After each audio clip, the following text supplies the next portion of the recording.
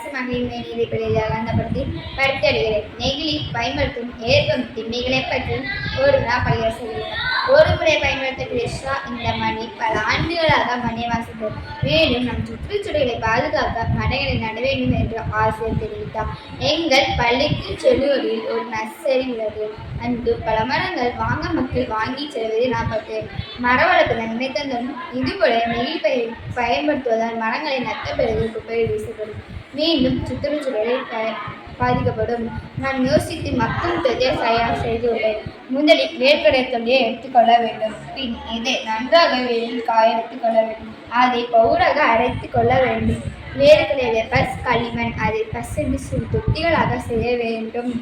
இப்போ நம்ம மரம் வாங்கும்போது நெகிழி பை வச்சு கொடுக்குறாங்க நர்சரியில். இப்போ நான் கொஞ்சம் பெருசோட நெகிழி பை வச்சுட்டு அப்படியே மண்ணோட நான் யோசிச்சுட்டு மக்கும் தொட்டி இந்த மக்கும் தொட்டியில் செடி வச்சு அந்த செடியில் செடியோடு மண்ணை வச்சு 15 நாள் கழிச்சு பார்த்தா செடிக்கு உருவாகும். நன்றி.